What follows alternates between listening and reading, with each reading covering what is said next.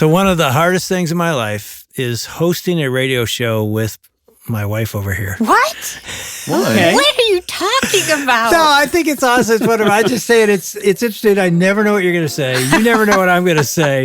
But it it's isn't hard at hardest. all. It's just wonderful. But sometimes it's like. just went from one to the other. Well, I would say hard. Well, yeah. Well, here we are. This is what happens right now.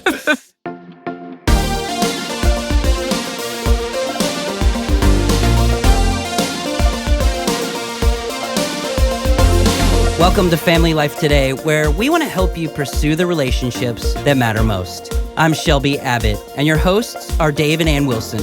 You can find us at FamilyLifeToday.com or on the Family Life app. This is Family Life Today.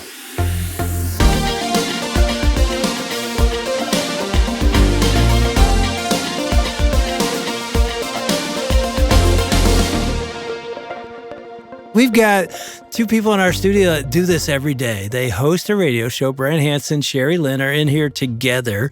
And I'm guessing that you guys have to juggle stuff as well. But first of all, let me say, Sherri's never been here. I haven't. Welcome to Family Life Today. Thank you so much for having me. I've had a ball so far. And I'm guessing a lot of people recognize your voices already on the Brant and Sherri Oddcast. They may. Maybe. Yeah, I'm Maybe, not sure. maybe not. I mean, you guys are world famous. Are we? And now we got the star of the show. They're We the finally star of the show. We got Sherri here. That's Yeah. the reason the show is so I don't good. know about Yeah. that, And guys. Sherri, you're the producer of the show. I am. So I put everything together as such that it is and produce the podcast and everything. Yeah, I prep the show. So it's called the Brant Hansen Show. And there's a reason for, like, we could call it Brant and Sherri, but we like calling it the Brant Hansen Show because... Yeah, why is that, Brant? Because you're pretty selfish and you like the star? No, No. that's not how it No. works. Like, they call it the Andy Griffith Show. We know who the star was, right? Yeah, right. Are you calling me Barney? Because that's an interesting way to turn think I this am, and I'm conversation. sorry. Okay, that's fine. All right. But it was an analogy. Barney Lynn, everyone. Yeah. But like, I like the fact that I'm doing the prep and I'm an odd guy, right? So she has to respond in real time to what I brought to the table. So it's like the Muppet Show kind of thing where it's mostly you see through the show. Yeah, yeah. So they're trotting things out on stage that are failing, but you see it behind the scenes. I like that vibe where it's like here's this guy trying to do a show and his producer's trying to help him. And he explained that to me when we first met during the interview. And he said Muppet Show. And I said, oh, like Scooter. Scooter's the one with the clipboard. headset and Yeah. the clipboard. And he was like, exactly. And I think that's when we were yeah, like, exactly. okay, this show's going to You work. get Hey, it. she understands me.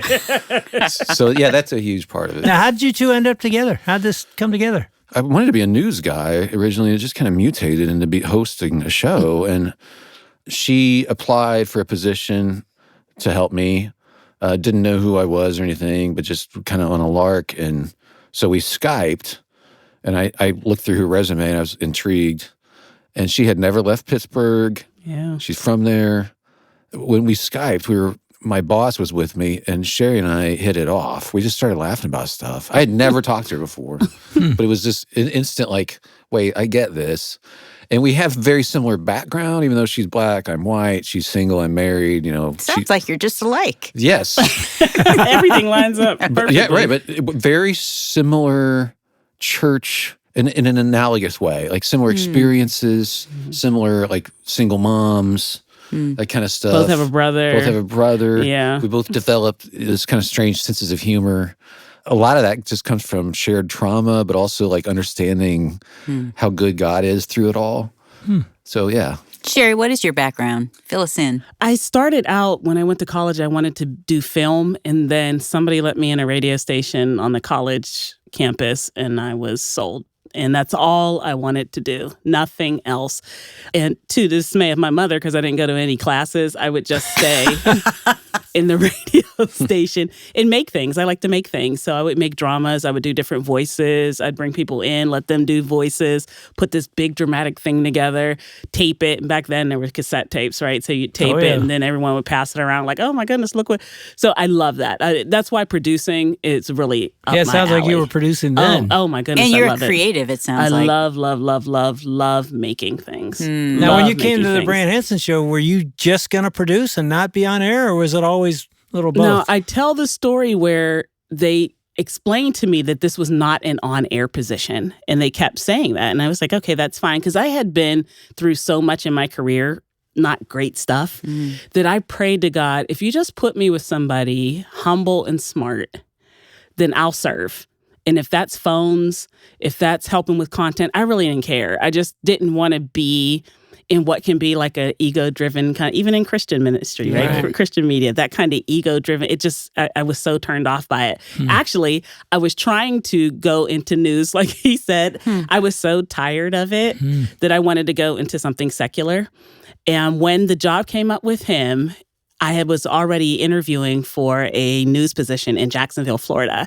And they had called, we had went through numbers, all of that. And then this came up, and I said to God, I don't know which one. Just help me out here, please. And the Jacksonville people, to this day, if you're listening right now, guys, what happened? They never call you back. They never called me back. They never called? They never called me back. And so I was like, okay, let's go with this. And I did not go there thinking I was going to be on the air, but he always thought. He tells me totally. he always... You had that in your mind at the beginning, Brant? Absolutely. I wanted to be a sidekick. I never wanted to be a host. So having another person on the air to me is a huge help. I agree. Yeah. To have both of us, it's more fun, too. It is. It's got to be somebody that you trust. Yeah. And this is huge. This is why so many team radio shows are so horrible, honestly. They don't listen. But if you're on with somebody who listens to what you just said and then can respond to it, well, that's wonderful. But if it's just two people that have their own agendas, and I want to say this, I'm going to be funny. No, I'm going to say this, I'm going to be funny. Like, it's like neither of you are funny. And we can all feel that you're trying to one-up each other. Yeah. Right. It's not empathetic. And it, as a listener, if you're listening to that, it just makes you tense. Yeah. Versus people who actually listen. And he reminded me so much, and still does, of my brother, which is a real dry sense of humor. And it's very funny to me. And so sometimes I'll jump the gun and laugh because I know where we're going. Right. Yeah. And so then people think, oh, well, she's just laughing because, it's not gratuitous. Honestly, it's funny to me because I know where it's going. And it's so dry. And I just know the sense of humor so well that we just mesh together. Yeah. Because you said earlier when we were having lunch that if something's not funny to you, you don't laugh. No, I told you guys that I was demoted and taken off the air and it was a morning show. I was taken off the air because I would not laugh. The host would say things that he thought was funny and that he clearly thought that I should think was funny. And I didn't think it was funny. So he would give a space. So he would say, and it would be a pause. And I would just sit there. And then he would sheepishly come back in and then go into a song. And my program director would call and say, Sherri, you got to laugh. Try to laugh. And I said, it's not funny to me. None of it is funny to me. And they took me off the air. So I said, I've lost money for not laughing. So I'm not making it up. Well, so your laughter is authentic. It's authentic. Yeah, I was going to say, you must think Brant's funny because one of the things I love about your show is your laugh. Thank you. It's joy-giving. Thank you. We're glad you think that. And it is joy-giving. For some people at first, like, what is happening? They're listening. I hate you guys. That's their response. I hate you. I just got one yesterday. We get these all the time. I hated you guys at first. But now I like. You've worn on me. Right. Now I love you, but I hate you. Yeah. And that always still stings a little bit. I'm like, but you hated me? I bet. But I understand because we don't sound like typical radio people. I'm on the spectrum. Like I've been diagnosed with high functioning autism. I do sound different on the air, and my choice of topics are a little bit like, wow, that was deeper than we expected, or like kind of blunt. Now we're blowing up a planet. How do we go from there to that? Random sense of humor that's so far out, sci-fi.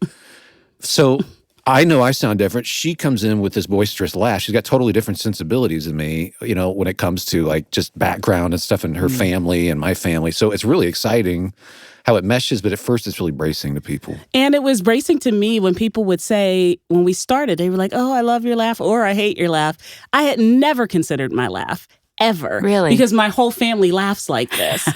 So I never once thought that there was anything unique or different about it. It's just the way I laugh. And one time we went to his house. I think it was the first time my family visited me in California. And your family's close. We're very close and we're very loud. loud. Very, very loud. And so I said to him, look, I'm bringing some energy to your house that's going to be different than what you're used to. And he's like, no, it's okay. So they just, from the door, just literally, they've never met him. Yeah. And he said that the next day his neighbor said they were having a party and he never heard them. They were young people having a party. They said we had to shut the windows because whatever was going on over at your house. And it was just her family being joyful. Or just being I want to joyous. hang out with your family. It's totally fun. They are fun to hang out with. Well, how house about is like the library. the white man, black woman thing? Is that how's that work? I think that is a beautiful thing. It's a great thing. It's helped me immensely. Whenever you have relationships with people, whatever their sensibilities are, you start to own. So that's been really helpful.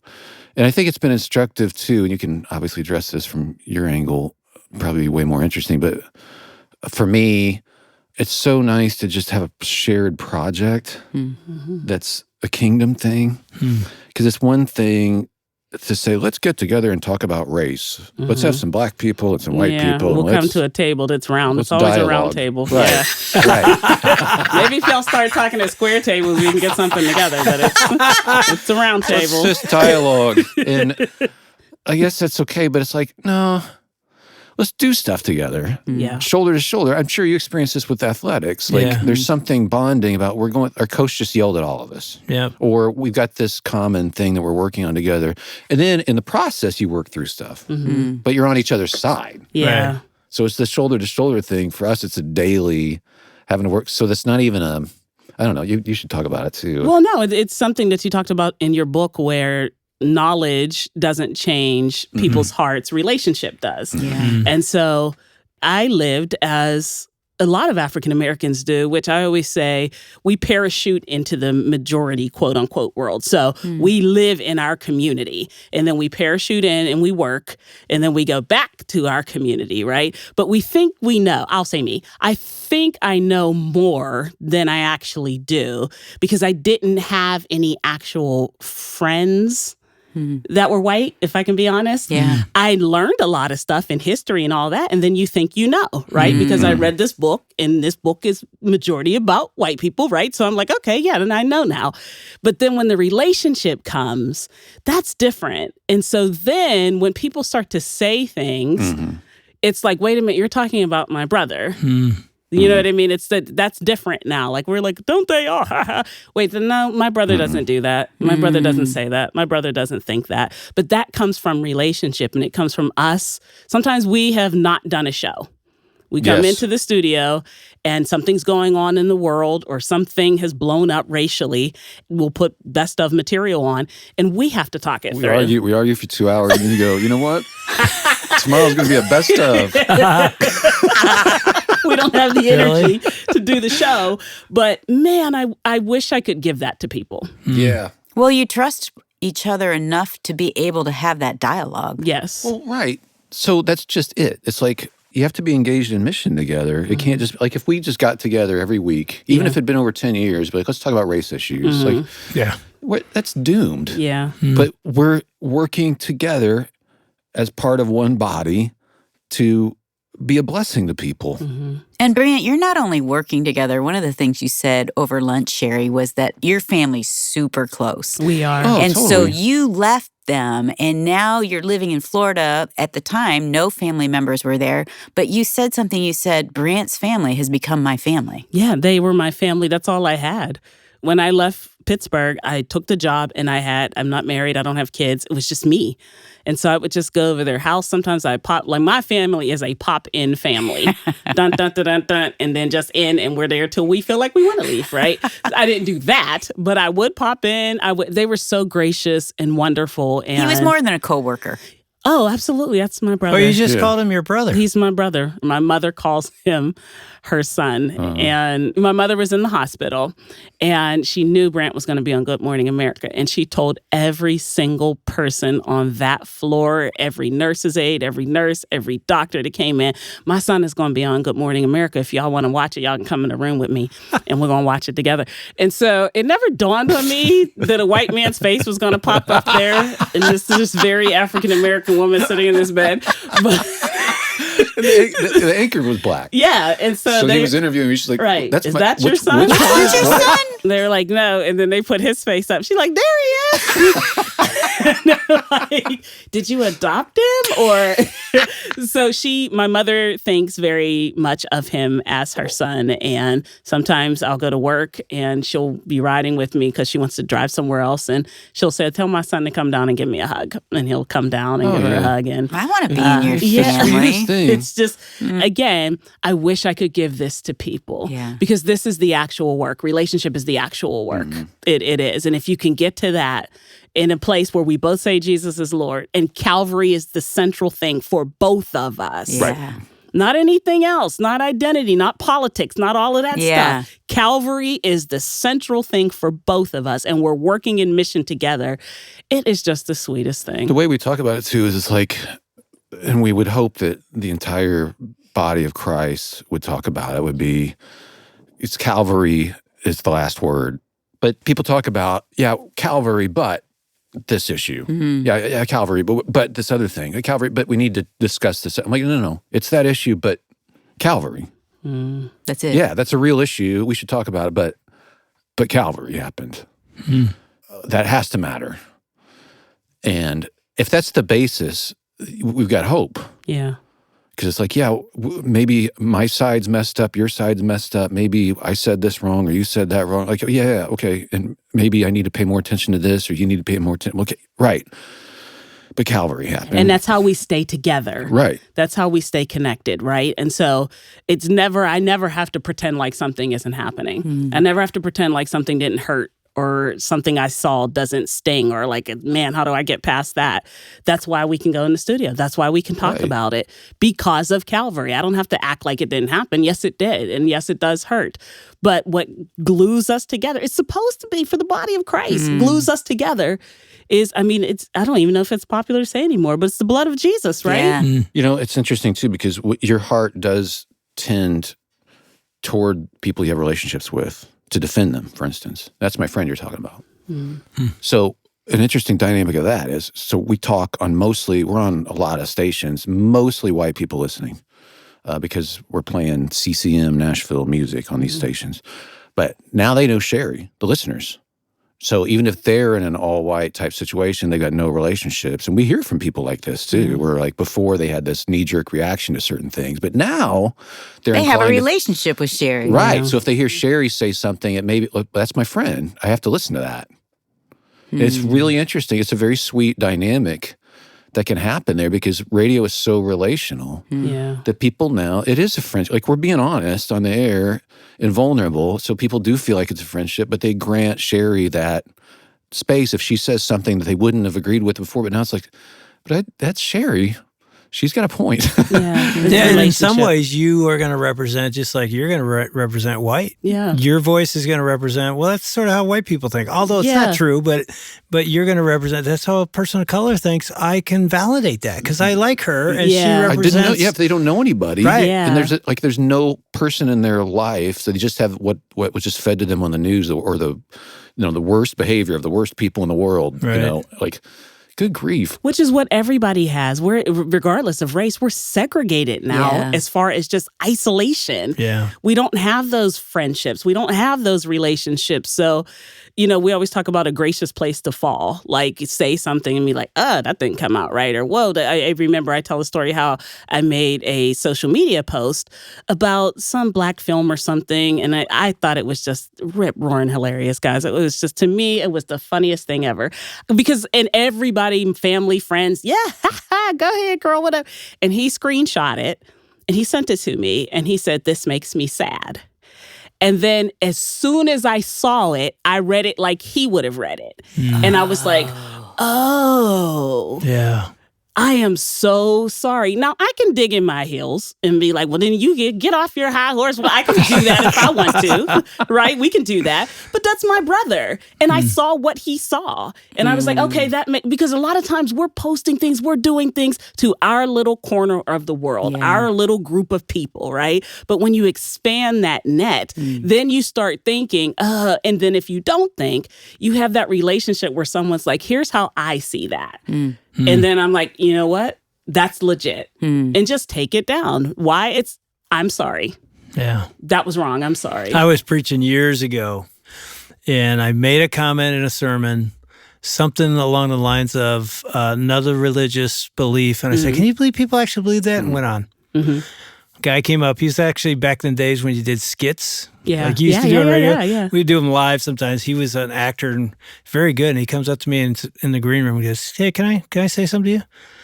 Sure, man. What's up, man? Hey, we're brothers. You know, and he goes, that was really offensive what you said about some people. Can you believe they believe that? Like they're idiots. I go, well, yeah. I mean, can you believe people believe that? He goes, my mom believes that. Wow. And I'm thinking of bringing her next week. She'll never come to this church. Oh, wow. Do you understand how offensive that is? Like, you are 1,000% right.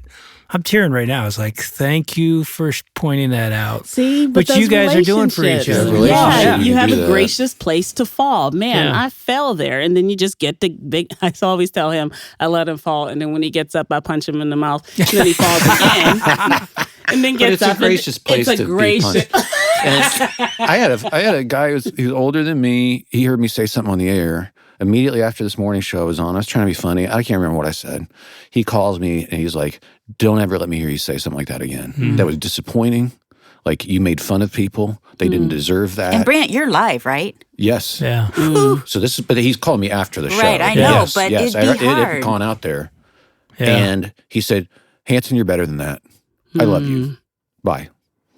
And I got off the phone, and the weirdest thing happened, honestly, like that was like, that stung, but Thank you. that feels pretty good. Yeah, in the you strangest needed it. way, because it's like, I know that guy loves me. Yeah. We have a relationship. Yeah. Yeah. And when you are in a relationship with people, you can actually have that. You can sort through this stuff together. Right. One of the reasons, Brant, I didn't know you the first time we brought you in, and we were talking about the men we need.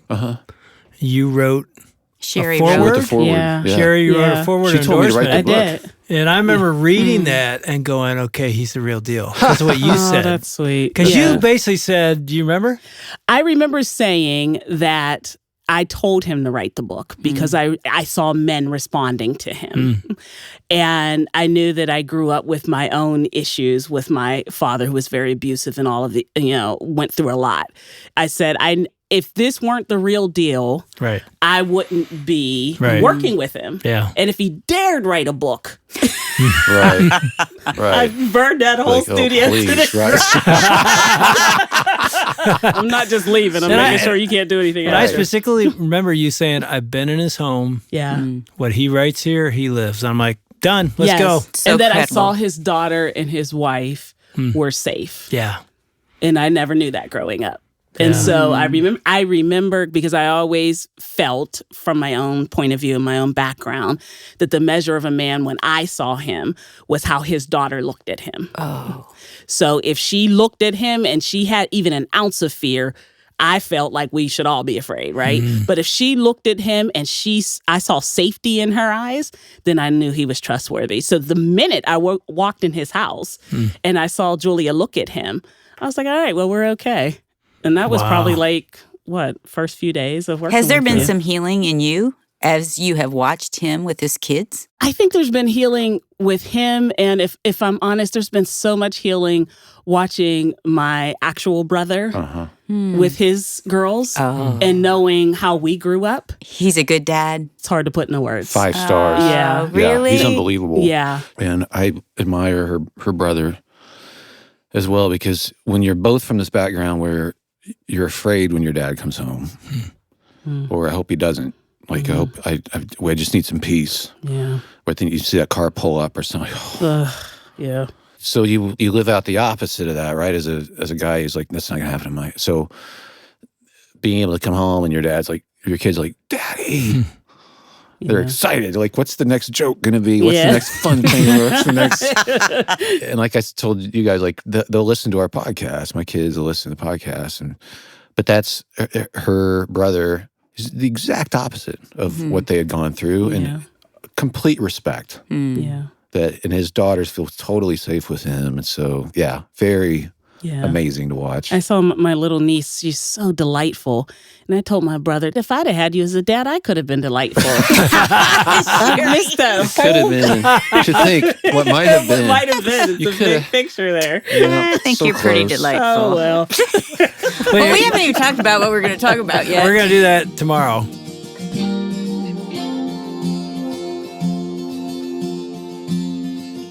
Hi, I'm Shelby Abbott, and you've been listening to Dave and Ann Wilson with Brant Hansen and Sherri Lynn on Family Life Today. I love what they've been talking about, turning around our legacies at home. You know, Dave and Brant are going to share some more stuff about getting on mission together, going shoulder to shoulder in your marriage. But first, I wanted to reiterate that Brant and Sherri have a podcast called The Oddcast. Together, it's a daily radio show and podcast that's actually syndicated across the country with segments ranging from the latest animal news to interactions with listeners to discussions about how messy life can be. And it's a great show that's honoring to God. We encourage you guys to check that out. In addition, Brant has written a book called The Truth About Us, the very good news about how very bad we are. Well, we believe in this very much, and when you give online at Family Life Today, we're going to send you a copy as our thanks. Again, you can go online to FamilyLifeToday.com, or you can give us a call with your donation at 800-358-6329. Now, that could be a one-time gift or a recurring monthly gift. Regardless, we'll send you a copy of Brant's book. Again, the number is 800-F as in family, L as in life, and then the word today. All right, here's Dave Wilson and Brant Hansen. Something that hit me about, we're a marriage and family show. When you talked about how the diversity works for you, white, black, together, you said it's not because we're talking about race, it's because we're doing something together. Yeah. I thought in marriage we do the same thing. It's like, I want to change him, so I'm going to focus on changing him. I'm going to change her. Get on mission together as a married couple. Get your focus outward on extending the kingdom of God. By the way, that's God's mission for your marriage anyway. You'll love each other because you'll be doing something together rather than trying to focus on something bigger than this. Am I right? Yeah. It's something that just hit me when I watched what you're doing. It's true of friendships, church stuff too. Yeah. If it's just about getting together and talking over and over and over. Okay, there's nothing like being shoulder to shoulder, out actually doing something together, engaged in a mission. Like that's co-mission. Like that's great. Yeah. Now, tomorrow, Dave and Ann Wilson will be back again with Brant Hansen and Sherri Lynn to talk about how they started their radio show and podcast and how it's sponsored by a company called Cure. Cure is an organization that works in countries that lacks the kind of resources to be able to help children who have injuries that are often untreated. And it leaves those kids vulnerable, in pain, and kind of on the fringes of society. Cure provides life-changing surgeries and demonstrates the love of Jesus to children with disabilities through 8 hospitals around the world. So they're going to talk about that tomorrow. You won't want to miss it. On behalf of Dave and Ann Wilson, I'm Shelby Abbott. We'll see you back next time for another edition of Family Life Today.